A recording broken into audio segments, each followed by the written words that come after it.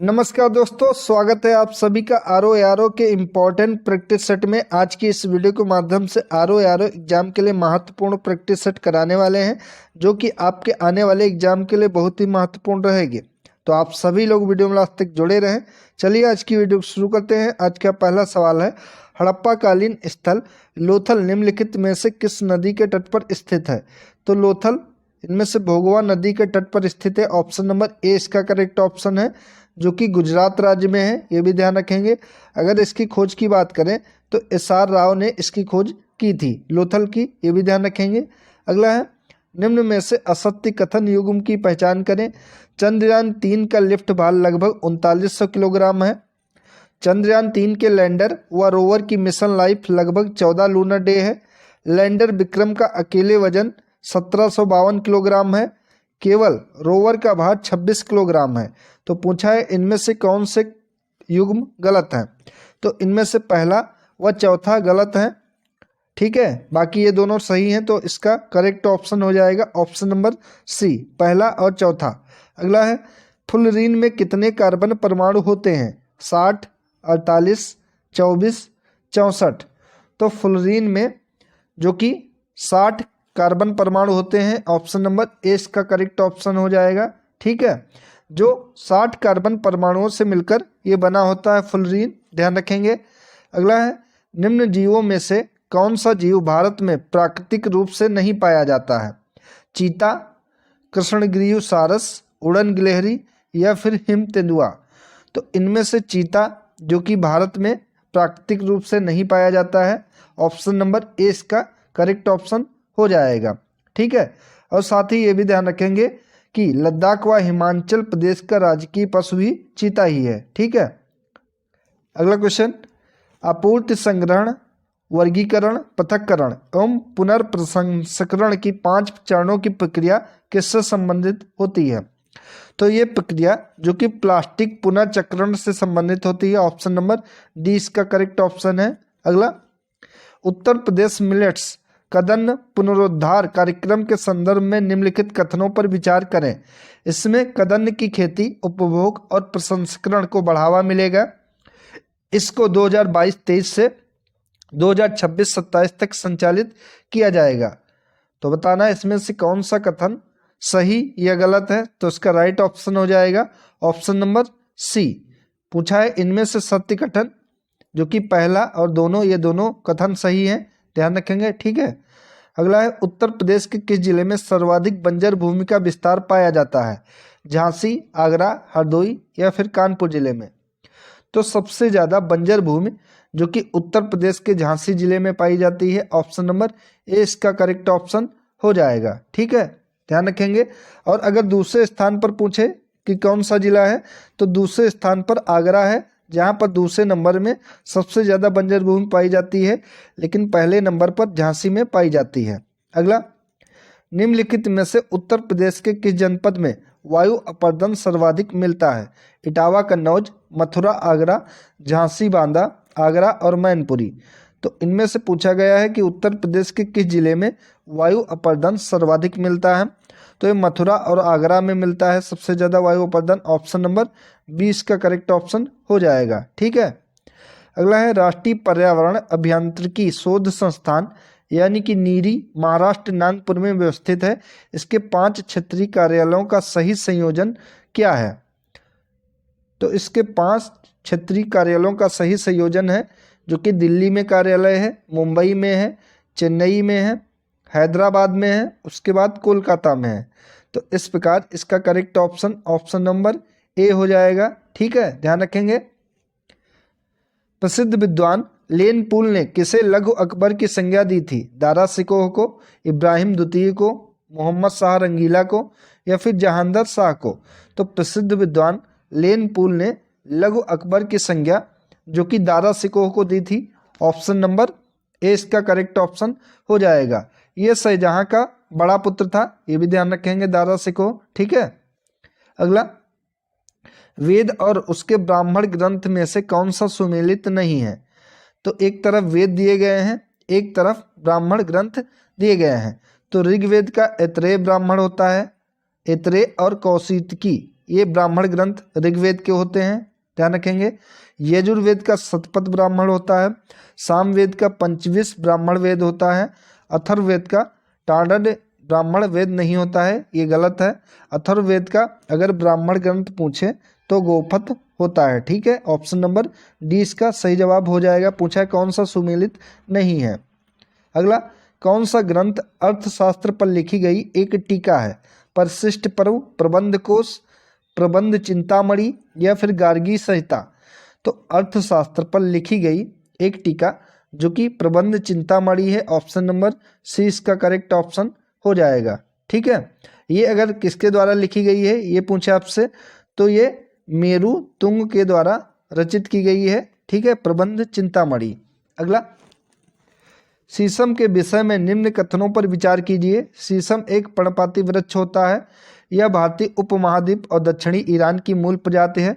उपयुक्त कथनों में से सत्य की पहचान करें कि कौन कौन से कथन सत्य हैं। तो इनमें दोनों कथन सत्य हैं। ऑप्शन नंबर सी इसका करेक्ट ऑप्शन है कि शीशम एक पर्णपाती वृक्ष होता है और यह भारतीय उपमहाद्वीप और दक्षिणी ईरान की मूल प्रजाति है, ठीक है। ऑप्शन नंबर सी इसका सही जवाब है।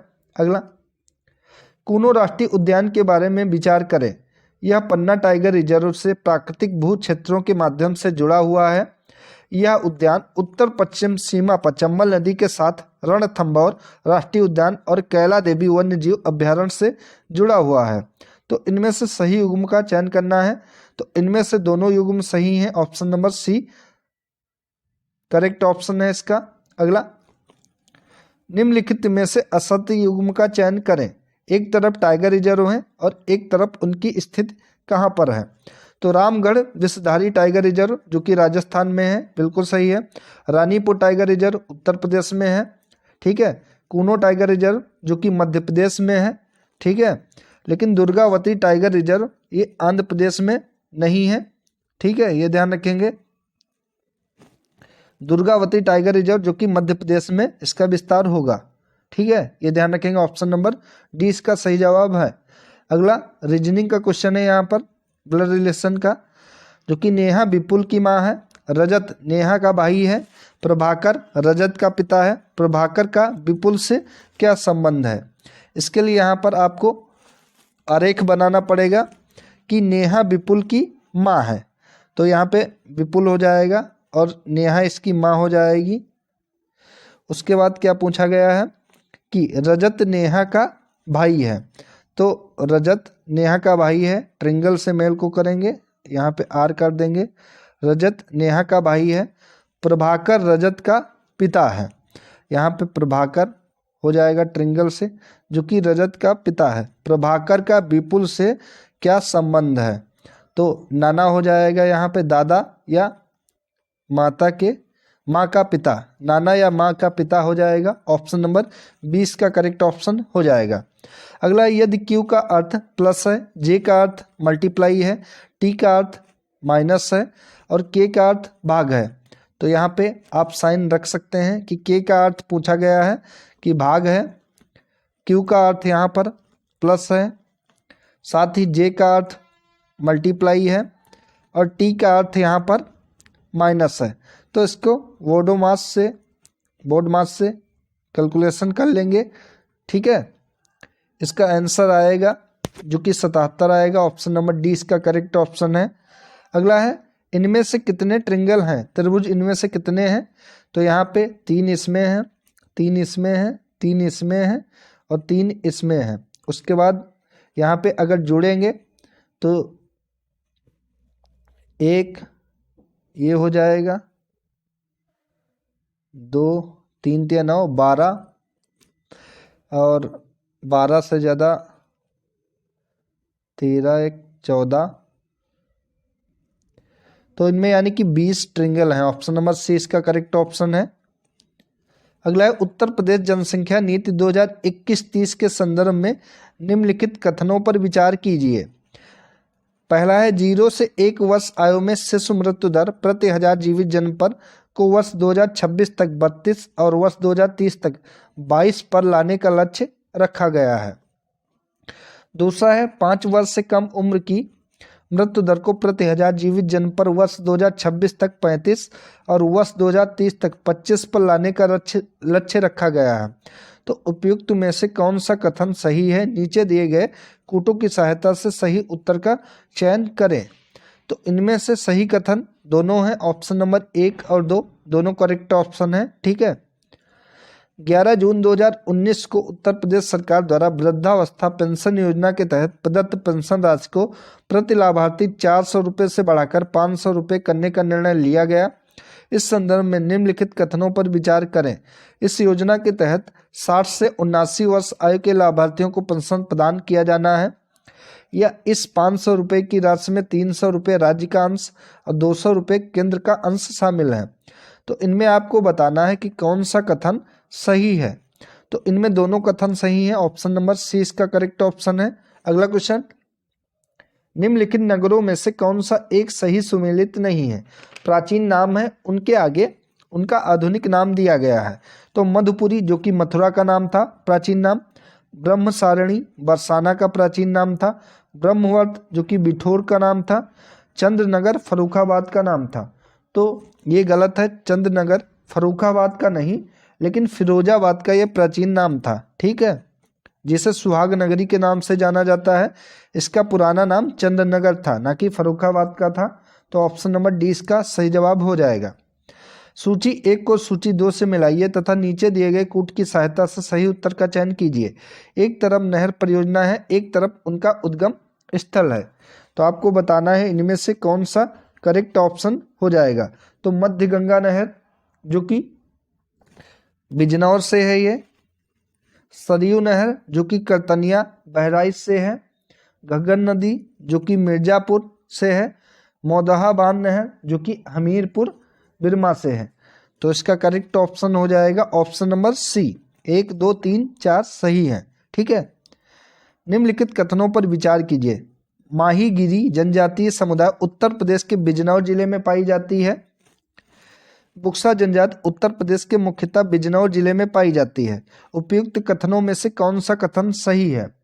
तो इनमें से दोनों कथन सही हैं, ऑप्शन नंबर 1 और 2 दोनों सही हैं, सी करेक्ट ऑप्शन है।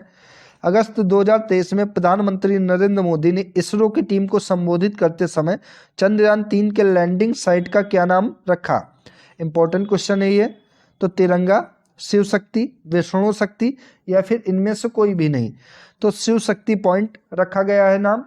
ठीक है, ध्यान रखेंगे। ऑप्शन नंबर इसका बी राइट ऑप्शन हो जाएगा। अगला है, भारत का पहला कार्बन न्यूट्रल गांव कहां पर विकसित किया जाएगा? ठाणे महाराष्ट्र, इंदौर मध्य प्रदेश, वाराणसी उत्तर प्रदेश, नालंदा बिहार। तो भारत का पहला कार्बन न्यूट्रल गांव जो कि विकसित किया जाएगा महाराष्ट्र में, ठाणे में। ऑप्शन नंबर ए इसका करेक्ट ऑप्शन हो जाएगा। ठीक है। मई 2023 में अंतर्राष्ट्रीय सुपर कंप्यूटिंग सम्मेलन ISC 2023 में भारत के AI सुपर कंप्यूटर एरावन ने कौन सा स्थान प्राप्त किया है? तो एरावन ने इसमें 75वां स्थान प्राप्त किया है, सी करेक्ट ऑप्शन है इसका। अगला, हाल ही में किस संस्थान ने आत्मघाती ड्रोन तैयार किया है जो दुश्मनों के ठिकाने पर जाकर खुद ही फट जाएगा? तो ये किस संस्थान के द्वारा तैयार किया गया है? तो ये IIT कानपुर के द्वारा तैयार किया गया है। करेक्ट ऑप्शन बी है इसका। अगर इसकी क्षमता पूछे तो इसकी क्षमता 100 किलोमीटर तक है, जिसे यह मात्र 40 मिनट में पूरा कर सकता है। ठीक है। निम्नलिखित में से किस राज्य द्वारा मिशन नंद बाबा शुरू किया गया है? इंपॉर्टेंट क्वेश्चन है आपके एग्जाम के लिए। तो मिशन नंद बाबा जो कि उत्तर प्रदेश राज्य सरकार के द्वारा शुरू किया गया है, ए करेक्ट ऑप्शन है इसका। इसका उद्देश्य उत्तर प्रदेश के दुग्ध उत्पादक किसानों की आय में वृद्धि करना है। ठीक है, इसीलिए मिशन नंद बाबा शुरू किया गया है। दोस्तों, ये सभी प्रैक्टिस सेट आप कर लीजिए जो कि आपके RO एग्जाम के लिए बहुत ही महत्वपूर्ण है। इन्हीं प्रैक्टिस सेट में लगातार हम पढ़े आपको एक प्रैक्टिस सेट कराएंगे जिसमें आपको आपके एग्जाम में मैक्सिमम क्वेश्चन देखने को मिल जाएंगे। ठीक है। अगला है, उत्तर प्रदेश के निम्नलिखित जिलों में से कहाँ प्रदेश का पहला रेल हेरिटेज पार्क और रेल कोच रेस्टोरेंट खोला जाएगा? तो ये लखनऊ, प्रयागराज, वाराणसी या फिर आगरा। तो ये लखनऊ में खोला जाएगा। ऑप्शन नंबर इसका यहाँ पे पूछा गया है कि निम्नलिखित जिलों में से कहाँ प्रदेश का पहला रेल हेरिटेज पार्क और रेल कोच रेस्टोरेंट खोला जाएगा? तो ये आगरा में खोला जाएगा। ऑप्शन नंबर डी इसका करेक्ट ऑप्शन हो जाएगा। ठीक है। प्रतिछाया बैंकिंग का संबंध क्या है, किससे है? घरेलू बैंकों की विदेशों में शाखाएं खोलना, विदेशी बैंकों द्वारा देश में बैंकिंग गतिविधियां करना, गैर बैंकिंग वित्तीय संस्थाओं द्वारा वित्तीय तथा अन्य गतिविधियों को संपन्न करना, या फिर बैंक के कार्य को बैंक द्वारा आउटसोर्स करना। तो प्रतिछाया बैंकिंग का संबंध होता है इनमें से गैर बैंकिंग वित्तीय संस्थाओं द्वारा वित्तीय तथा अन्य गतिविधियों को संपन्न करना, ये प्रतिछाया बैंकिंग होती है। ऑप्शन नंबर सी इसका करेक्ट ऑप्शन हो जाएगा। अगला, भारतीय रिजर्व बैंक द्वारा मुद्रास्फीति के नियंत्रण के लिए प्रयोग में लाए जाने वाले उपागम हैं बैंक दर में वृद्धि, नगद आरक्षित अनुपात में वृद्धि, सांविधिक तरलता अनुपात में वृद्धि। तो उपयुक्त सभी हैं। ऑप्शन नंबर डी इसका करेक्ट ऑप्शन है, यानी कि बैंक दर में वृद्धि, नगद आरक्षित अनुपात में वृद्धि और सांविधिक तरलता अनुपात में वृद्धि। मुद्रास्फीति के नियंत्रण के लिए ये सभी प्रयोग में लाए जाने वाले उपागम है आरबीआई के द्वारा। ऑप्शन नंबर डी इसका राइट ऑप्शन है। अगला, निम्नलिखित में से कौन सा कथन असत्य है? यहाँ पर पूछा गया है कि कौन सा कथन गलत है। तो जीवों के शुष्क भार का लगभग 49% कार्बन से बना होता है, बिल्कुल सही है। कुल भूमंडलीय कार्बन का केवल 1% वायुमंडल में समाहित है, ये भी सही है। जीवों को फास्फोरस की प्राप्ति मुख्य रूप से चट्टानों के अपक्षय से होती है, ये भी सही है। अगला, फास्फोरस चक्र में कार्बन महत्वपूर्ण भूमिका निभाता है, तो ये गलत है, क्योंकि फास्फोरस चक्र में वायुमंडल की भूमिका नगण्य होती है, क्योंकि जीवों व पर्यावरण के मध्य फास्फोरस का विनिमय नहीं होता है। जीवों को फास्फोरस की प्राप्ति मुख्य रूप से चट्टानों के अपक्षय से होती है। ठीक है, तो इसका डी करेक्ट ऑप्शन हो जाएगा। अगला है, निम्नलिखित युग्मों में से सही युग्म का चयन कीजिए। SDG 3 गुणवत्तापूर्ण शिक्षा, SDG 8 धारणीय स्वच्छ ऊर्जा, SDG 11 उत्तरदायी उपभोग व उत्पादन, SDG 17 सतत विकास हेतु वैश्विक भागीदारी को पुनर्जीवित करना। तो इनमें से पूछा गया है कि कौन सा कथन सत्य है, यानी कि सही युग्म कौन सा है? तो डी इनमें से सही है, क्योंकि सतत विकास हेतु वैश्विक भागीदारी को पुनर्जीवित करना। ठीक है। अगर SDG 3 की बात करें तो ये स्वास्थ्य सुरक्षा स्वस्थ जीवन को बढ़ावा देना होता है। SDG 8 का मतलब होता है सभी के लिए समावेशी और सतत आर्थिक विकास करना। ठीक है। SDG 11 का जो कि सुरक्षित, लचीले और टिकाऊ शहर का निर्माण करना होता है। ऑप्शन नंबर डी इसका करेक्ट ऑप्शन है। अगला, भारत छोड़ो आंदोलन के दौरान बंगाल के मिदनापुर के तामलुक में स्थापित समानांतर सरकार का क्या नाम था? तो जातीय सरकार नाम था। ऑप्शन नंबर सी इसका करेक्ट ऑप्शन हो जाएगा। नील दर्पण नामक पुस्तिका किसके द्वारा लिखी गई है? तो नील दर्पण पुस्तक के लेखक हैं दीनबंधु मित्र। ऑप्शन नंबर डी इसका करेक्ट ऑप्शन हो जाएगा। ठीक है। अगला, निम्नलिखित में से कौन सा अधिनियम गलगोटू अधिनियम के नाम से भी जाना जाता है? रेगुलेटिंग अधिनियम 1773, भारत परिषद अधिनियम 1909, देसी भाषा प्रेस अधिनियम 1878, चार्टर अधिनियम 1853। तो इनमें से गलगोटू अधिनियम के नाम से जो कि देसी भाषा प्रेस अधिनियम 1878 जाना जाता है। ऑप्शन नंबर सी इसका राइट ऑप्शन हो जाएगा। ठीक है। बाद में इसे 1882 में लॉर्ड रिपन के द्वारा समाप्त कर दिया गया था। कम्युनल अवार्ड ब्रिटिश सरकार द्वारा भारतीय दलितों को पृथक निर्वाचन प्रदान करने के लिए वर्ष 1932 ईस्वी में प्रदान किया गया था। उस वक्त ब्रिटेन के प्रधानमंत्री कौन थे? तो रैमजे मैकडोनाल्ड थे उस वक्त ब्रिटेन के प्रधानमंत्री। ऑप्शन नंबर सी इसका करेक्ट ऑप्शन हो जाएगा। अगला, सूची 1 को सूची 2 से मिलान कीजिए। ठीक है। एक तरफ योजनाएं हैं, एक तरफ उनका प्रारंभिक वर्ष है। तो प्रधानमंत्री किसान मान धन योजना जो कि 31 मई 2019 को इसकी शुरुआत हुई थी। प्रधानमंत्री किसान मान धन योजना, इसकी शुरुआत 31 मई 2019 को हुई थी। किसान संपदा योजना, इसकी शुरुआत 26 मई 2017 को हुई थी, किसान संपदा योजना। और प्रधानमंत्री फसल बीमा योजना, इसकी शुरुआत 18 फरवरी 2016 को हुई थी। ठीक है। 18 फरवरी 2016 को। और प्रधानमंत्री कृषि सिंचाई योजना, इसकी शुरुआत 1 जुलाई 2015 को हुई थी। यानी कि ए का हो जाएगा 4 और बी का आपका हो जाएगा 3 और सी का आपका हो जाएगा 2 और डी का हो जाएगा 1, यानी कि 4 3 2 1। तो 4 3 2 1 जो कि ऑप्शन नंबर बी है, बी करेक्ट ऑप्शन है। अगला, भारतीय औद्योगिक वित्त निगम IFCI की स्थापना कब हुई थी? तो IFCI की स्थापना 1948 में हुई थी, जो कि जुलाई का माह था। ऑप्शन नंबर ए इसका करेक्ट ऑप्शन हो जाएगा। ठीक है। अगला, निम्नलिखित में से कौन सा भुगतान संतुलन BOP के भाग हैं? चालू खाता, पूंजी खाता, अशुद्धियां तथा भूलें, विदेशी मुद्रा, प्रारक्षित कोष में परिवर्तन। तो इनमें से पूछा गया है कि भुगतान संतुलन BOP के कौन कौन से भाग हैं। तो इसका करेक्ट ऑप्शन हो जाएगा ऑप्शन नंबर डी, उपयुक्त सभी, जो कि BOP के भाग हैं। ठीक है। भारतीय अर्थव्यवस्था की प्रकृति कैसी है? तो भारतीय अर्थव्यवस्था जो कि मिश्रित अर्थव्यवस्था है। Option number B correct option है। अगला, निम्नलिखित कथनों पर विचार करें। भारत में प्रथम पंचवर्षीय योजना की शुरुआत 1951 में हुई थी। बिल्कुल सही है। भारत में पंचवर्षीय योजनाओं का मॉडल संयुक्त राज्य अमेरिका से लिया गया है। तो इसका करेक्ट ऑप्शन हो जाएगा यहाँ पर ऑप्शन नंबर ए। केवल एक ही इसका सही है, क्योंकि भारत में पंचवर्षीय योजनाओं का मॉडल अमेरिका से नहीं लिया गया है। ठीक है। इसका मॉडल अगर पूछे कहाँ से लिया गया है, तो सोवियत संघ से लिया गया है। ठीक है, ना कि अमेरिका से लिया गया है, सोवियत संघ से लिया गया है। तो ऑप्शन नंबर ए इसका करेक्ट ऑप्शन होगा। निम्नलिखित कथनों में से कौन सा कथन असत्य है? बजट 2022-23 में हरित हाइड्रोजन मिशन शुरू करने की घोषणा की गई है। तो असत्य पूछा है, तो यही असत्य है।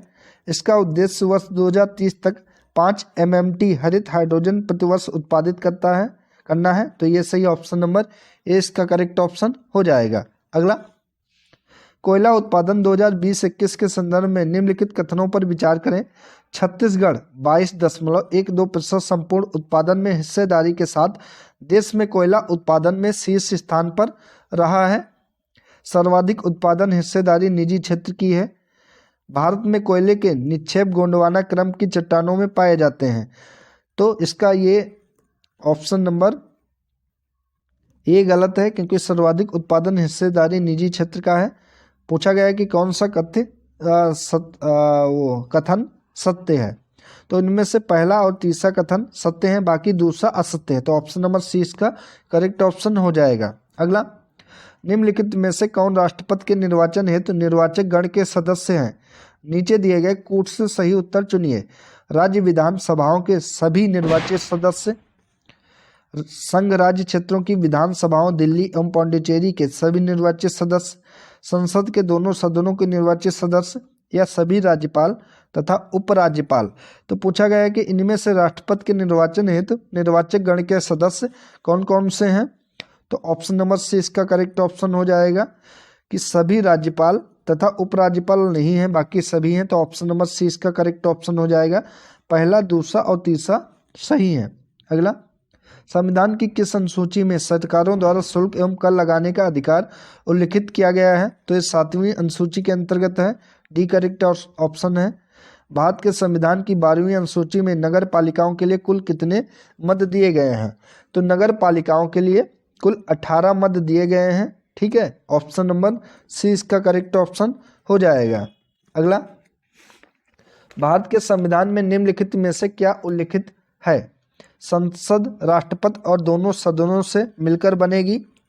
ये है, राष्ट्रपति संसद के किसी भी सदन का सदस्य नहीं होगा। निम्नलिखित कूट में से सही उत्तर चुनिए। तो इनमें से ऑप्शन नंबर डी इसका सही उत्तर है। पहला और दोनों सही है, डी करेक्ट ऑप्शन है। कौन सी जाति अनुसूचित मानी जाएगी यह निश्चय करने का अधिकार निम्नलिखित में से किसको प्राप्त होता है? प्रधानमंत्री, राष्ट्रपति, अनुसूचित जाति और जनजाति आयोग को, या फिर राज्य के राज्यपाल को? तो इसका करेक्ट ऑप्शन नंबर बी है। राष्ट्रपति को यह प्राप्त होता है कि कौन सी जाति अनुसूचित मानी जाएगी यह निश्चय करने का अधिकार राष्ट्रपति को होता है। ऑप्शन नंबर इसका बी करेक्ट ऑप्शन है। अगर अनुच्छेद पूछे तो अनुच्छेद 341 का 1 हो जाएगा। संघीय व्यवस्था में किस संस्था को संविधान का संतुलन चक्र माना गया है?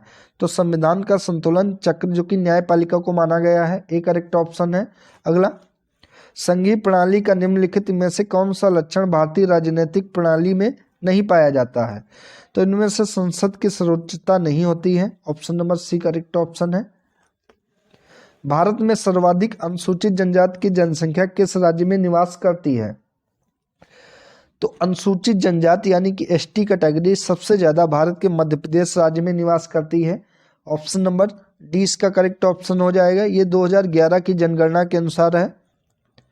निम्नलिखित भारतीय नगरों में मलिन बस्तियों का प्रतिशत 2011 की जनगणना के अनुसार सबसे अधिक किस शहर में रहा है? कलकत्ता, मुंबई, चेन्नई या फिर दिल्ली? तो सबसे ज़्यादा मुंबई में रहा है, बी करेक्ट ऑप्शन है। ठीक है। अगला, भारत की जनगणना 2011 के अनुसार उत्तर प्रदेश के निम्नलिखित शहरों में से कौन सा शहर मिलियन शहर नहीं है? तो इनमें से मिलियन शहर जो कि मुरादाबाद नहीं है, बाकी कानपुर नगर, लखनऊ, गाजियाबाद ये तीनों मिलियन में है यहाँ की जनसंख्या, लेकिन मुरादाबाद की नहीं है। ठीक है, ऑप्शन नंबर डी इसका राइट ऑप्शन हो जाएगा। अगला, निम्नलिखित कथनों पर विचार कीजिए। भारत का विश्व के देशों के साथ संपर्क युगों पुराना है, परंतु यह संबंध समुद्री जल मार्गों की अपेक्षा भूभागों से होकर था। अगला है, उत्तरी पर्वतों के दर्रों से अनेक यात्री प्राचीन काल में भारत आए, जबकि समुद्री मार्ग बहुत समय तक ज्ञात नहीं थे। तो इनमें से पूछा गया है कौन सा कथन सही है? तो इनमें से दोनों कथन सही हैं, क्योंकि सी करेक्ट ऑप्शन है। अगला, निम्न में से कौन सा एक कथन असत्य है? यहाँ पर गलत पूछा गया है। तो भारत की भूमि बहुत अधिक भौतिक विभिन्नताओं को दर्शाती है, बिल्कुल सही है। भूगर्भीय तौर पर प्रायद्वीपीय पठार पृथ्वी के सतह का प्राचीनतम भाग है, ये भी सही है। हिमालय एवं उत्तरी मैदान हाल में बनी स्थलाकृतियां हैं, ये भी सही है। भूगर्भ वैज्ञानिकों के अनुसार हिमालय पर्वत एक स्थिर भाग है, तो ये गलत है, क्योंकि हिमालय पर्वत एक स्थिर भाग नहीं है। डी इसका राइट ऑप्शन हो जाएगा। भारतीय नदियों को मुख्यतः कितने वर्गों में विभाजित किया गया है? तो भारतीय नदियों को 2 वर्गों में विभाजित किया गया है।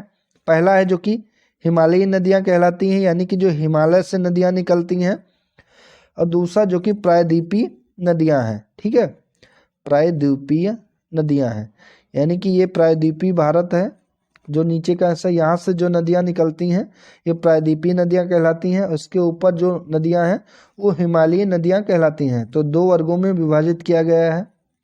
काकोरी कांड, काकोरी ट्रेन एक्शन जिसका नाम कर दिया गया है, मुकदमे में किस क्रांतिकारी को फांसी पर लटका दिया गया था?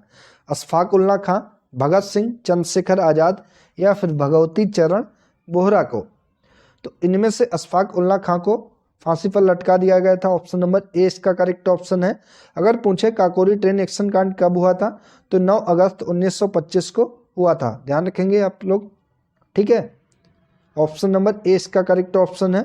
अगला, निम्नलिखित में से कौन सा गवर्नर जनरल अंग्रेजों के अतिरिक्त बंगाली, अरबी और फारसी भाषाओं का जानकार था? तो इनमें से अंग्रेजी के अलावा बंगाली, अरबी और फारसी भाषाओं का जानकार जो कि वारेन हेस्टिंग्स था, option number B correct option हो जाएगा। और यह बंगाल का प्रथम गवर्नर जनरल भी था, ये भी ध्यान रखेंगे, ऑप्शन नंबर 20 का राइट ऑप्शन है। अगला, भारत के किस राज्य में सर्वप्रथम साम्यवादी सरकार बनी थी? तो सबसे पहले साम्यवादी सरकार जो कि 1957 में बनी थी, और एक केरल राज्य में बनी थी, ऑप्शन नंबर 20 का करेक्ट ऑप्शन है। ठीक है, निम्नलिखित में से कौन सी कृष्णा नदी के सहायक नदियां हैं? घाटप्रभा, तुंगभद्रा, भीमा और लक्ष्मण तीर्थ। तो पूछा इनमें से कृष्णा नदी की सहायक नदियां कौन सी हैं? तो इसका करेक्ट ऑप्शन नंबर सी हो जाएगा। पहली, दूसरी और तीसरी ये तीनों नदियां यानी कि घाटप्रभा, तुंगभद्रा और भीमा, ये सभी तीनों नदियां कृष्णा नदी की सहायक नदी हैं, जबकि लक्ष्मण तीर्थ कृष्णा नदी की सहायक नदी नहीं है। ठीक है, या कावेरी नदी की सहायक नदी है अगर आपसे पूछे।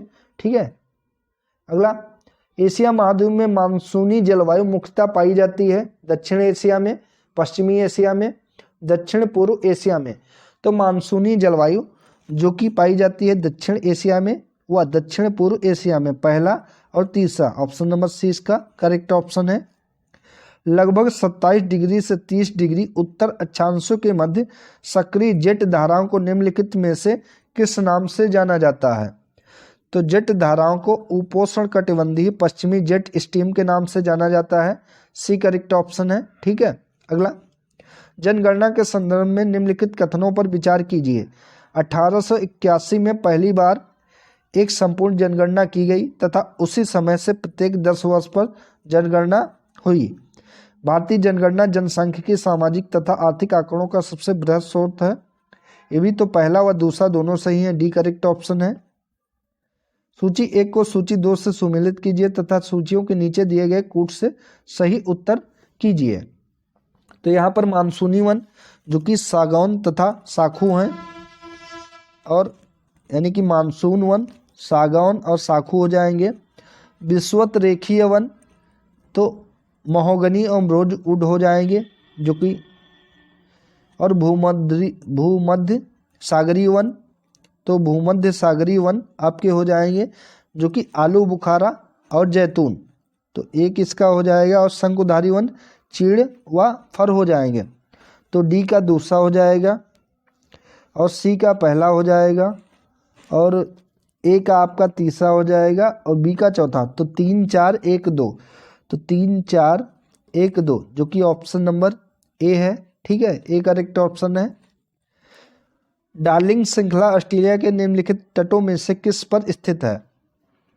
तो ये दक्षिणी पश्चिमी तट पर स्थित है। डी इसका करेक्ट ऑप्शन है। अगला, निम्नलिखित में से कौन सा सुमेलित नहीं है? एक तरफ भाषा दी गई है, एक तरफ देश दिए गए हैं। तो डेनिश जो कि डेनमार्क की है, डच जो कि नीदरलैंड की है, मंदारिन जो कि चीन की है, और भाषा जो कि थाईलैंड की नहीं है। और भाषा की बात करें तो भाषा थाईलैंड की नहीं लेकिन इंडोनेशिया की भाषा है। ठीक है, इंडोनेशिया की भाषा है। निम्नलिखित नदियों में से कौन सी विषुवत रेखा को 2 बार पार करती है? इंपॉर्टेंट क्वेश्चन है ये। तो विषुवत रेखा को 2 बार पार करने वाली नदी जो कि जायरे नदी है। ऑप्शन नंबर ए इसका करेक्ट ऑप्शन है। भारत में हरित राजमार्ग नीति शुरू कब की गई थी? 2015 में, 2017 में, 19 में या फिर 20 में? तो भारत में हरित राजमार्ग नीति की शुरुआत जो कि 2015 में की गई। ध्यान रखेंगे, ऑप्शन नंबर ए इसका करेक्ट ऑप्शन है। भारत में काली कपास मृदा की रचना निम्नलिखित में से किसके अपक्षय से हुई है? तो भूरी वन मृदा, विदरी फिसर ज्वालामुखी चट्टानों से, ग्रेनाइट और शिस्ट से, सैल और चूना पत्थर से। तो भारत में काली कपास मृदा की रचना जो कि विदरी फिसर ज्वालामुखी चट्टानों के अपक्षय से हुई है। ऑप्शन नंबर 20 का राइट ऑप्शन है। अगला, निम्नलिखित दर्रों को पश्चिम से पूर्व दिशा के क्रम में व्यवस्थित कीजिए। तो इसका करेक्ट ऑप्शन हो जाएगा, सबसे पहले इसमें पूछा गया है कि पश्चिम से पूर्व दिशा के क्रम में व्यवस्थित कीजिए, यानी कि पश्चिम से पूर्व दिशा ऐसे जाएगा। तो सबसे पहले इसमें है बारालाचा दर्रा, उसके बाद सिपकिला, उसके बाद जिलेपला, उसके बाद बोमडीला। तो 1 2 3 4 यही क्रम है। ऑप्शन नंबर ए इसका करेक्ट ऑप्शन है। ठीक है, भारत के निम्नलिखित तटों में से कौन कृष्णा डेल्टा एवं केप केमोरिन के मध्य स्थित है? कोरोमंडल तट, उत्तरी सरकार मालाबार तट या फिर कोंकण तट? तो इनमें से कोरोमंडल तट स्थित है। ऑप्शन नंबर ए इसका करेक्ट ऑप्शन हो जाएगा। ठीक है, अगला क्वेश्चन है, हिमालय फ्रंटियर ट्रस्ट HFT स्थित है। तो HFT अगर आपसे पूछे तो ये गंगा मैदान एवं शिवालिक के मध्य स्थित है। Option number C correct option है। अगला, निम्नलिखित द्वीपों के युग्मों में से कौन सा एक 10 अंश जलमार्ग यानी कि 10 डिग्री चैनल द्वारा आपस में अलग किया जाता है? तो इसका इंपॉर्टेंट क्वेश्चन है ये, जो कि अंडमान एवं निकोबार को 10 डिग्री चैनल अलग करता है। वहीं अगर आपसे पूछे कि भारत और मालदीव को कौन सा चैनल अलग करता है, तो भारत और मालदीव को जो कि 8 डिग्री चैनल अलग करता है। ध्यान रखेंगे, ऑप्शन नंबर ए इसका करेक्ट ऑप्शन है। अगला, पश्चिम से पूर्व तक हिमालय क्षेत्र में संबंधित दी गई सूची को सूची 2 से मिलाइए। तो पंजाब हिमालय, तिस्ता तथा दिहांग नदी के बीच कुमाऊं हिमालय। तो इसका करेक्ट ऑप्शन हो जाएगा यहाँ पर पंजाब हिमालय। अगर आपसे पूछे तो इसका पंजाब हिमालय का हो जाएगा सतलज तथा सिंधु नदी के बीच में, यानी कि 4 का ए हो जाएगा। उसके बाद कुमाऊं हिमालय अगर आपसे पूछे तो कुमाऊं हिमालय आपका सतलज तथा काली नदी के बीच में हो जाएगा। उसके बाद नेपाल हिमालय जो कि काली तथा तिस्ता नदी के बीच में, तिस्ता तथा दिहांग नदी के बीच में असम हिमालय हो जाएगा। तो ऑप्शन नंबर सी इसका करेक्ट ऑप्शन हो जाएगा 4 3 4 3 2 1। ठीक है। भारतीय वर्षण की प्रादेशिक विविधताओं के संबंध में नीचे दिए गए कथनों पर विचार करें। तो इसका करेक्ट ऑप्शन है हिमालय में वर्षण मुख्यतः हिमपात के रूप में होता है। तमिलनाडु के तटीय प्रदेशों में वर्षा शरद ऋतु के आरंभ में होती है। उत्तरी मैदान में वर्षा की मात्रा पश्चिम से पूर्व की ओर घटती है। तो इनमें से पूछा गया है कि कौन सा कथन सत्य है। तो इनमें से केवल 1 और 2 कथन सत्य हैं, क्योंकि 3 गलत है। उत्तरी मैदान में वर्षा की मात्रा पश्चिम से पूर्व की ओर घटती है, ये गलत है। पहला और दूसरा सही है। अगला, मैंग्रोव वनों के संदर्भ में नीचे दिए गए कथनों पर विचार करें। मैंग्रोव तटवर्ती क्षेत्रों में जहां ज्वार भाटा आते हैं वहां की सबसे महत्वपूर्ण वनस्पति होते हैं। मैंग्रोव पौधों की जड़ों में पानी डूबी रहती है। उपयुक्त में से कौन सा कथन सत्य है। तो इनमें से दोनों कथन सत्य हैं, पहला और दूसरा। Option number C correct option है। अगला, पंजाब में भूमि निम्नीकरण का निम्नलिखित में से मुख्य कारण क्या है। तो मुख्य कारण यहाँ पर अधिक सिंचाई होना है, बी करेक्ट ऑप्शन है। किस फसल को छोड़कर अन्य सभी दालें वायु से नाइट्रोजन लेकर भूमि की उर्वरता को बनाए रखती हैं। तो ये तूर अरहर को छोड़कर, option number C correct option है कि अरहर तूर को छोड़कर अन्य सभी दालें वायु से नाइट्रोजन लेकर भूमि की उर्वरता को बनाए रखती हैं, सी करेक्ट ऑप्शन है। अगला, निम्नलिखित सूचियों में से असत्य सूची युग्म का चयन करें। तो काला आजार जो कि जीवाणु से होता है, यही गलत है। गंजापन कवक हर्पीज विषाणु से, ट्रेकोमा से विषाणु से भी होता है। ठीक है। और अगर काला आजार आपसे पूछे तो ये जीवाणु से नहीं, जबकि ये एक परजीवी जनित बीमारी होती है, ये परजीवी से होती है। ठीक है। ऑप्शन नंबर ए इसका करेक्ट ऑप्शन है। जड़ रूट के संबंध में निम्न कथनों पर विचार करें। अंकुरण के समय बीज का प्रांकुर जड़ का निर्माण करता है। जड़ों की कोशिकाओं में लंबे रोम जैसे भाग को रूट हेयर कहते हैं। तो इसका करेक्ट ऑप्शन हो जाएगा। इनमें से पूछा है कि कौन सा कथन सही है, तो केवल दूसरा कथन सही है, क्योंकि जड़ों की कोशिकाओं में लंबे रोम जैसे भाग होते हैं, इन्हें रूट हेयर कहा जाता है, बी करेक्ट ऑप्शन है। एक गलत है। किस विटामिन में रेटिनल और रेटिनोइक एसिड होते हैं। तो रेटिनल और रेटिनोइक एसिड जो कि विटामिन ए में होते हैं, डी करेक्ट ऑप्शन है। ठीक है, ध्यान रखेंगे। निम्नलिखित में से कौन सा एक कैल्शियम का समृद्ध स्रोत नहीं है। पनीर, अंजीर, गाजर, कोलार्ड ग्रीन्स। तो पूछा गया है इनमें कैल्शियम का समृद्ध स्रोत इनमें से कौन सा नहीं है। तो गाजर में कैल्शियम नहीं पाई जाती है, सी करेक्ट ऑप्शन है। बाकी पंजीर, अंजीर और कोलार्ड ग्रीन्स में पाई जाती है। पनीर, अंजीर, कोलार्ड ग्रीन्स में भरपूर मात्रा में कैल्शियम पाई जाती है, सिवाय गाजर को छोड़कर, सी करेक्ट ऑप्शन है। विटामिन B12 एवं फोलिक एसिड की कमी से कौन सा रोग होता है। तो विटामिन B12 एवं फोलिक एसिड की कमी से रोग होता है जो कि मेगालोब्लास्टिक एनीमिया होता है। ऑप्शन नंबर ए इसका करेक्ट ऑप्शन है। ठीक है। नपुंसकता जो कि विटामिन ई की कमी से होता है। Beriberi vitamin C, vitamin B या B1 की कमी से होता है। और रक्त का थक्का न जमना जो कि विटामिन के से होता है। ठीक है। निम्नलिखित में से कौन सी बीमारी जीवाणुओं के कारण होती है। तो इनमें से जीवाणुओं के कारण होने वाली बीमारी जो कि एंथ्रेक्स है, option number D correct option है। ठीक है। लगभग किस तापमान पर पानी का घनत्व अधिकतम होगा तथा अधिकतम घनत्व की स्थिति में पानी का आयतन कितना होगा। तो 277 केल्विन पर आयतन न्यूनतम होगा, option number D correct option है। वर्ष 1906 में डिप्रेस्ड क्लासेज मिशन सोसाइटी की स्थापना किसके द्वारा की गई थी। तो इसकी स्थापना की गई थी V.R. शिंदे के द्वारा। ठीक है, ऑप्शन नंबर सी इसका करेक्ट ऑप्शन है। अगला, अंग्रेज लेफ्टिनेंट गवर्नर कैंपबेल ने निम्न में से किस सत्याग्रह विद्रोह का समर्थन किया था? तो पाबना विद्रोह का समर्थन किया था अंग्रेज लेफ्टिनेंट गवर्नर कैंपबेल ने। ऑप्शन नंबर सी इसका करेक्ट ऑप्शन है।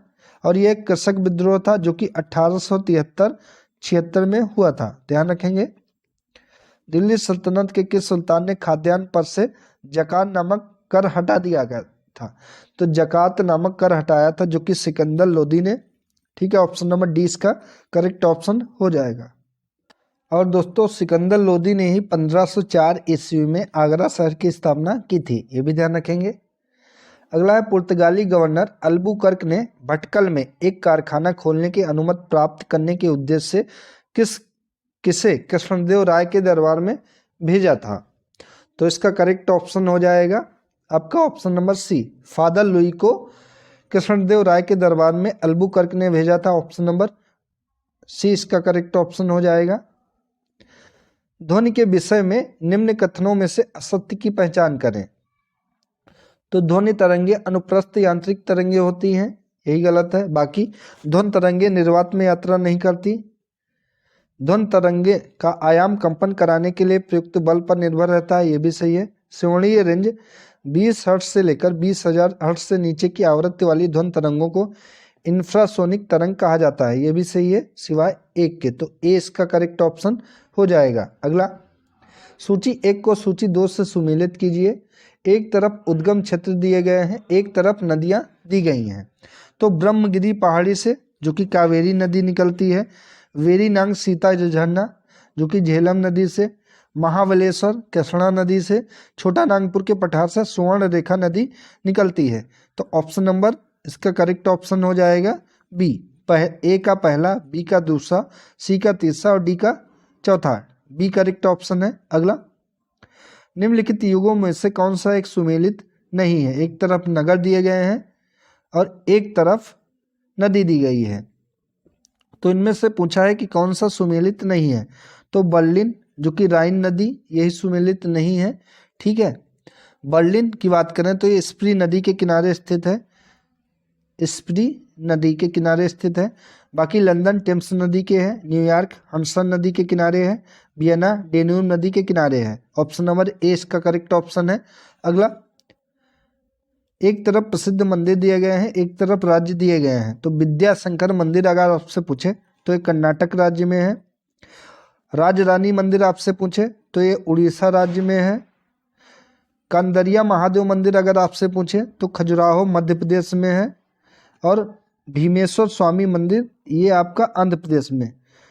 तो ए का हो जाएगा दूसरा, और बी का हो जाएगा चौथा, और सी का हो जाएगा 3 और डी का हो जाएगा 1, यानी कि 2 4 3 2 4 3 1। तो 2 4 3 1 जो कि ऑप्शन नंबर ए ही है, ए करेक्ट ऑप्शन है। अगला भी मिलान करना है। एक तरफ नगर दिए गए हैं, एक तरफ उनकी समीपवर्ती नदियां दी गई हैं। तो इनमें बताना है कि कौन सा सही उत्तर चुनिए। तो इसका करेक्ट ऑप्शन हो जाएगा आपका ऑप्शन नंबर बी, कि ए का चौथा, यानी कि बैतूल जो नदी है उस ताप्ती नदी के किनारे। बी का पहला जगदलपुर जो कि इंद्रावती नदी के किनारे, इंद्रावती नदी के किनारे, और जबलपुर जो कि नर्मदा नदी के किनारे, और उज्जैन जो कि क्षिप्रा नदी के किनारे। तो बी इसका राइट ऑप्शन हो जाएगा। अगला, निम्नलिखित नदियों में से कौन सी सबसे लंबी है? तो अमेजन, आमूर, कांगो और लीना। तो इनमें से सबसे लंबी नदी जो कि अमेजन नदी है, ए इसका करेक्ट ऑप्शन है। अगला, सूची 1 को सूची 2 से सुमेलित कीजिए। एक तरफ खनिज दिए गए हैं, एक तरफ दिया गया है उनका कि कहाँ से प्राप्त होते हैं। तो खनिज, वर्षा, सौर ऊर्जा, मीथेन तथा कार्बन डाइऑक्साइड। तो खनिज जो कि समाप्त होने योग्य है, यानी कि ए का 3 हो जाएगा। बी सौर ऊर्जा जो कि असमाप्त होने योग्य है, बी का हो जाएगा 4। बायोगैस जो कि मीथेन तथा कार्बन डाइऑक्साइड, यानी कि सी का हो जाएगा 2। और वनारोप वर्षा, तो 1 2 3 4 2 1। तो 3 4 2 1 ऑप्शन नंबर ए है करेक्ट ऑप्शन। अगला, विश्व का सबसे बड़ा वानस्पतिक उद्यान कहाँ पर स्थित है? तो विश्व का सबसे बड़ा वानस्पतिक उद्यान जो कि क्यू इंग्लैंड में स्थित है। ठीक है, option number A correct option है। अगर इसका नाम पूछे तो इसका नाम हो जाएगा royal botanic garden Q England. ये विश्व का सबसे बड़ा वानस्पतिक उद्यान है। यह 300 एकड़ में फैला है। इसका क्षेत्रफल 300 एकड़ का है। निम्नलिखित में से कौन सा युग्म सही सुमेलित नहीं है? तो एड्रियाटिक सागर की रानी रोम, ये गलत है। ठीक है, क्योंकि ये वेनिस शहर को कहा जाता है। लॉरेन कोयला क्षेत्र फ्रांस, वेस्ट मिडलैंड्स बर्मिंघम, टूला रूस। तो ऑप्शन नंबर ए इसका करेक्ट ऑप्शन है। निम्नलिखित में से किसको प्रातःकालीन शांत स्थल कहा जाता है? तो प्रातःकालीन शांत स्थल जो कि कोरिया को कहा जाता है, डी करेक्ट ऑप्शन है। हॉर्नबिल त्यौहार एक प्रसिद्ध आदिवासी त्यौहार है। यह भारत के इनमें से किस पूर्वोत्तर राज्य में मनाया जाता है? तो हॉर्नबिल जो कि नागालैंड में मनाया जाता है। ऑप्शन नंबर सी इसका करेक्ट ऑप्शन है। जश्न ए रेख्ता क्या है? तो जश्न ए रेख्ता जो कि है कि विभिन्न भारतीय नृत्यों रूपों का जश्न मनाने के लिए वार्षिक नृत्य समारोह जिसका आयोजन चेन्नई में किया जाता है। संत कबीर दास की यादगार मनाने के लिए वार्षिक कविता उत्सव जिसका आयोजन नई दिल्ली में किया जाता है। फसल कटाई के मौसम का जश्न मनाने के लिए वार्षिक उत्सव जिसका आयोजन मुंबई में आयोजित किया जाता है। तो जश्न ए रेख्ता जो कि उर्दू भाषा का जश्न मनाने के लिए वार्षिक साहित्यिक उत्सव जिसका आयोजन नई दिल्ली में किया जाता है। ऑप्शन नंबर डी इसका करेक्ट ऑप्शन है। अगला, पूर्ण कुंभ मेला कितने वर्षों में एक बार आयोजित किया जाता है? तो ये हर 12 साल में एक बार पूर्ण कुंभ मेला आयोजित किया जाता है। ऑप्शन नंबर 20 का करेक्ट ऑप्शन है। और ये 4 स्थलों में लगता है जो कि हरिद्वार आपका हो जाएगा, उसके बाद प्रयागराज हो जाएगा, फिर उज्जैन हो जाएगा और नासिक में। इन 4 जगहों पर कुंभ मेले का आयोजन किया जाता है। पंडित बिरजू महाराज निम्न में से किस नृत्य से शैली से संबंधित थे? तो पंडित बिरजू महाराज जो कि इनमें से कथक से संबंधित थे। Option number C correct option है। मध्य प्रदेश कला परिषद के सहयोग से भारत सरकार द्वारा वर्ष में खजुराहो नृत्य उत्सव का शुभारंभ किया गया था। तो वर्ष 1975 में खजुराहो नृत्य उत्सव का शुभारंभ किया गया था। ए करेक्ट ऑप्शन है। अगला, सी भगवान महावीर सरकारी संग्रहालय कहाँ पर स्थित है? तो सी भगवान महावीर सरकारी संग्रहालय जो कि आंध्र प्रदेश में स्थित है, बी करेक्ट ऑप्शन है। केंद्रीय हिंदी संस्थान भारत सरकार के शिक्षा मंत्रालय के उच्च शिक्षा विभाग द्वारा 1960 ईस्वी में स्थापित एक स्वायत्त शैक्षणिक संस्थान है। इसका मुख्यालय कहाँ पर है? तो इसका मुख्यालय आगरा में स्थित है। सी करेक्ट ऑप्शन है। अगला, सी लाल बहादुर शास्त्री राष्ट्रीय संस्कृत विद्यापीठ भारत के किस शहर में स्थित है? तो सी लाल बहादुर शास्त्री राष्ट्रीय संस्कृत विद्यापीठ जो कि भारत के नई दिल्ली शहर में स्थित है। ए करेक्ट ऑप्शन है। दुनिया के सबसे महत्वपूर्ण पुरातात्विक स्थलों में से एक राजाओं की घाटी वैली ऑफ द किंग्स कहाँ पर स्थित है? तो वैली ऑफ द किंग्स जो कि मिस्र में स्थित है। सी करेक्ट ऑप्शन है। अगला, बेसिलिका ऑफ बॉम जीसस एक रोमन कैथोलिक बेसिलिका है जो राज्य में स्थित है और यूनेस्को के विश्व धरोहर स्थलों में से एक है। तो ये गोवा राज्य में स्थित है। ए करेक्ट ऑप्शन है। वेणु वन विहार बौद्ध मठ निम्न में से किस भारतीय राज्य में स्थित है? तो वेणु विहार बौद्ध मठ जो कि इनमें से त्रिपुरा राज्य में स्थित है। बी करेक्ट ऑप्शन है। 1950 में तत्कालीन इंडोनेशियाई राष्ट्रपति भारत के प्रथम गणतंत्र दिवस की शोभा बढ़ाने वाले मुख्य अतिथि थे। तो इसका करेक्ट ऑप्शन है ऑप्शन नंबर ए सुकर्णो जो कि 1950 में तत्कालीन इंडोनेशियाई राष्ट्रपति सुकर्णो भारत के प्रथम गणतंत्र दिवस की शोभा बढ़ाने वाले मुख्य अतिथि थे। ए करेक्ट ऑप्शन है। अगला, भारत की सबसे युवा महिला पर्वतारोही कौन है जिसने माउंट एवरेस्ट पर चढ़ाई की है? तो ये शिवांगी पाठक है। ऑप्शन नंबर सी इसका करेक्ट ऑप्शन है। और ये हरियाणा की हैं। इनकी उम्र की बात करें तो मात्र 16 साल की हैं। भारत के सर्वोच्च न्यायालय की पहली भारतीय महिला न्यायाधीश कौन थी? तो ये फातिमा बीवी थी। ऑप्शन नंबर डी इसका करेक्ट ऑप्शन है। अगस्त 2023 में आईटी कंपनी इन्फोसिस ने किसे अपना वैश्विक ब्रांड एम्बेसडर नियुक्त किया है? तो इन्फोसिस ने राफेल नडाल को अपना वैश्विक ब्रांड एम्बेसडर नियुक्त किया है। Option number B correct option है। जुलाई 2023 में 23वें एससीओ शिखर सम्मेलन की अध्यक्षता किस देश के द्वारा की गई है? तो ये भारत देश के द्वारा की गई है, एक करेक्ट ऑप्शन है। अगस्त 2023 में घोषित 69वें राष्ट्रीय फिल्म पुरस्कार 2021 में सर्वश्रेष्ठ फीचर फिल्म का पुरस्कार किसे दिया जाएगा? तो इसका करेक्ट ऑप्शन हो जाएगा ऑप्शन नंबर डी, रॉकेटरी दी नाम्बी इफेक्ट को सर्वश्रेष्ठ फीचर फिल्म का पुरस्कार दिया जाएगा। ठीक है, ऑप्शन नंबर डी इसका करेक्ट ऑप्शन है। अगला, जून 2023 में चौथे राष्ट्रीय जल पुरस्कार 2022 में किस राज्य को सर्वश्रेष्ठ राज्य का पुरस्कार प्रदान किया गया है? तो ये मध्य प्रदेश राज्य को सर्वश्रेष्ठ राज्य का पुरस्कार प्रदान किया गया है, डी करेक्ट ऑप्शन है। अगला, 32वां सरस्वती सम्मान 2022 किसे प्रदान किया गया है? तो 32वां सरस्वती सम्मान 2022 जो कि शिव शंकरी देवी को प्रदान किया गया है, एक करेक्ट ऑप्शन है। इनकी रचना जो कि सूर्यवंशम, इसके लिए प्रदान किया गया है, सूर्यवंशम, ध्यान रखेंगे। अगला, अगस्त 2023 में अंतर्राष्ट्रीय युवा दिवस का आयोजन किस तिथि को किया गया? इंपॉर्टेंट क्वेश्चन है ये। तो 12 अगस्त को अंतर्राष्ट्रीय युवा दिवस का आयोजन किया गया, सी करेक्ट ऑप्शन है।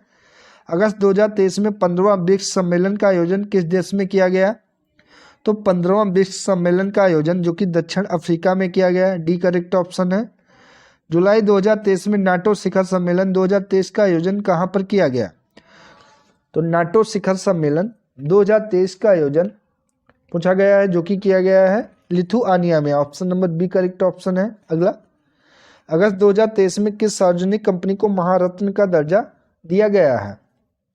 तो ऑयल इंडिया लिमिटेड यानी कि IOCL को महारत्न कंपनी का दर्जा दिया गया है, डी करेक्ट ऑप्शन है। उस विकल्प का चयन करें जिसका तीसरा पद के साथ वही संबंध है जो दूसरे पद का पहले पद से है, यानी कि धीर, शांत। उत्तेजित का क्या हो जाएगा? अभिमानी, नीरस, चुप या क्रुद्ध। तो जिस प्रकार धीर का शांत है उसी प्रकार उत्तेजित का क्रुद्ध हो जाएगा, option number D correct option है। ठीक है, दिए गए विकल्पों में से उस शब्द का चयन करें जो एक निश्चित तरीके से दिए गए शब्दों के समूह के साथ संगत है। बोकारो, भिलाई, राउरकेला।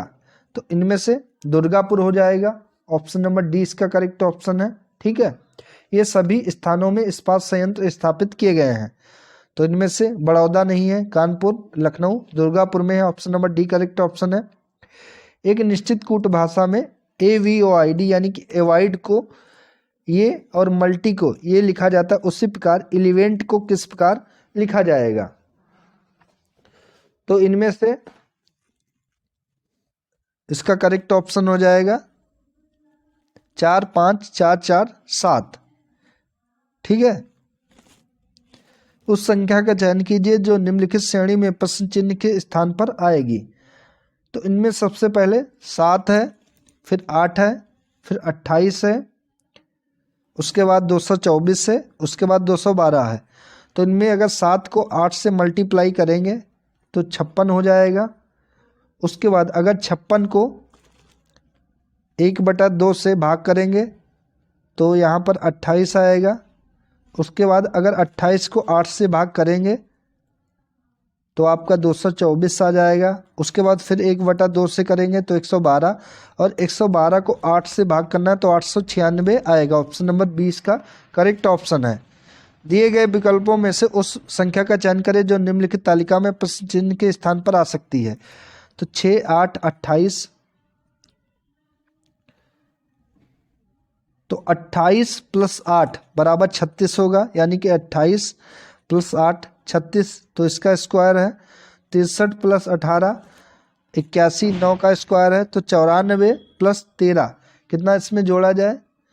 तो चूँकि 75 जोड़ा जाए तो 94 और 75 आपका हो जाएगा 5 4 9 और 9 7 16 169, जो कि 13 का स्क्वायर होता है। तो ऑप्शन नंबर डी इसका करेक्ट ऑप्शन है। अगला, कृतिका दक्षिण की ओर 6 मीटर चलती है। तो कृतिका दक्षिण की ओर, ये पूर्व है, पश्चिम है, उत्तर है और दक्षिण है। तो सवाल पूछा जा रहा है कि कृतिका दक्षिण की ओर 6 मीटर चलती है, फिर वह दाईं ओर मुड़ती है, दाईं ओर मुड़ती है, 6 मीटर चलती है और दाईं ओर मुड़ती है और 6 मीटर चलती है। वह बाईं ओर मुड़ती है और 5 मीटर चलती है। बाईं ओर मुड़ती 5, फिर वह बाईं ओर मुड़ती है और 6 मीटर चलती है, फिर वह बाईं ओर मुड़ती है और 5 मीटर चलती है। अब उसका मुख किस दिशा की ओर है? तो ये दिशा हो जाएगी जो कि उत्तर दिशा है। तो ऑप्शन नंबर डी इसका करेक्ट ऑप्शन हो जाएगा। ठीक है, अगला है, एक परमाणु की परमाणु संख्या क्या होती है जिसमें 20 प्रोटॉन और 21 न्यूट्रॉन होते हैं? तो ये मोनेरा होती है। ऑप्शन नंबर इसका हो जाएगा एक परमाणु की परमाणु संख्या क्या होती है जिसमें 20 प्रोटॉन और 21 न्यूट्रॉन होते हैं? तो ये 20 होती है। ऑप्शन नंबर ए इसका करेक्ट ऑप्शन है। ठीक है, विटेकर द्वारा प्रतिपादित किंगडम क्लासिफिकेशन में कौन शामिल नहीं है? मोनेरा, प्लांटी, एनिमेलिज या फिर एंडोस्पोर्स? तो इसमें एंडोस्पोर्स शामिल नहीं है, डी करेक्ट ऑप्शन है। ठीक है, अगला, किस क्रांतिकारी ने बम का दर्शन लिखा था? तो इसका करेक्ट ऑप्शन हो जाएगा ऑप्शन नंबर सी, भगवती चरण बोहरा ने, सी करेक्ट ऑप्शन है। कांग्रेस के संस्थापक ए.ओ. ह्यूम की जीवनी किसके द्वारा लिखी गई थी? तो ए.ओ. ह्यूम की जीवनी विलियम वेडरवन के द्वारा लिखी गई है, बी करेक्ट ऑप्शन है। अगला, मिलान करना है यहाँ पर, एक तरफ पार्टी दी गई है, एक तरफ नाम दिए गए हैं। तो वी.एस. श्रीनिवास शास्त्री जो कि इंडियन नेशनल लिबरेशन फेडरेशन हो जाएगा, यानी कि ए का 4 हो जाएगा। वी.डी. सावरकर हिंदू महासभा 2 हो जाएगा। रामास्वामी नायकर जो कि जस्टिस पार्टी यानी कि 3 हो जाएगा। वी.टी. 1, 4 2 3 1, 4 2 3 1 जो कि ऑप्शन नंबर सी इसका करेक्ट ऑप्शन है। अगला है, फिर मिलान करना, एक बार संस्थान दिए गए हैं, इस तरफ उनके स्थापना वर्ष दिए गए हैं। तो पूछा गया है कि कोड की सहायता से सही उत्तर का चयन करें। तो भारतेंदु नाट्य एकेडमी की स्थापना 1975 में की गई, यानी कि ए का 2 हो जाएगा। उसके बाद उत्तर प्रदेश संगीत नाटक एकेडमी की स्थापना जो कि 1963 में की गई, यानी कि 1 हो जाएगा। 2 1, तो ध्यान रखेंगे 2 और 1। और राष्ट्रीय कथक संस्थान की अगर आपसे पूछे तो 2010 में, यानी कि 1988 में की गई, 89 में, तो 4 हो जाएगा और 3, यानी कि 2 1 4 3। तो 2 1 4 3 जो कि ऑप्शन नंबर सी इसका करेक्ट ऑप्शन है। निम्नलिखित में से कौन सा एक सुमेलित नहीं है? तो उत्तर प्रदेश राज्य आपदा प्रबंधन प्राधिकरण, इसकी स्थापना 2005 में हुई। उत्तर प्रदेश राज्य पिछड़ा वर्ग आयोग 1993 में इसकी स्थापना हुई। उत्तर प्रदेश अल्पसंख्यक आयोग 1994 में हुई। राज्य मानवाधिकार आयोग, इसकी स्थापना 2000 में नहीं हुई, इसकी स्थापना 2002 में हुई है। ठीक है, तो ये गलत है, डी करेक्ट ऑप्शन है। निम्नलिखित पर विचार करें, महाराजगंज, पीलीभीत, रामपुर, सिद्धार्थ नगर, उपयुक्त में से कौन सा जिला नेपाल के साथ अपनी सीमा साझा करते हैं? नीचे दिए गए कूट में से सही उत्तर करें। तो इनमें से केवल 1 2 व 4 जो कि अपनी सीमा नेपाल के साथ साझा करते हैं, 1 2 4, जिनमें महाराजगंज, पीलीभीत और सिद्धार्थनगर है, रामपुर नहीं है।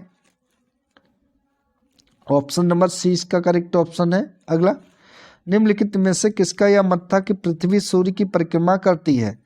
तो ये वराह मिहिर का मत था, option number C correct option है। महाराष्ट्र में निम्नलिखित में से कौन सी एक फसल श्वेत स्वर्ण के नाम से जानी जाती है? तो श्वेत स्वर्ण के नाम से कपास फसल जानी जाती है महाराष्ट्र में, सी करेक्ट ऑप्शन है। एक तरफ जनजात दी गई है, एक तरफ राज्य दिए गए हैं, तो बताएंगे कौन से 2 सही सुमेलित हैं? तो केरिया उड़ीसा हो जाएगा, इसका सही है। खेरिया उत्तर प्रदेश गलत हो जाएगा। यानदी राजस्थान, पालियान तमिलनाडु। 4, तो 1 व 4 यानी कि ऑप्शन नंबर 20 का करेक्ट ऑप्शन हो जाएगा। ठीक है, तो दोस्तों ये था आज का महत्वपूर्ण प्रैक्टिस सेट जो कि आरओ एग्जाम के लिए था। दोस्तों अगर ये वीडियो आप सभी को अच्छी लगी हो तो दोस्तों चैनल को सब्सक्राइब करके बेल आइकन को प्रेस कर लें ताकि और महत्वपूर्ण वीडियो आपको मिलती रहे। धन्यवाद दोस्तों।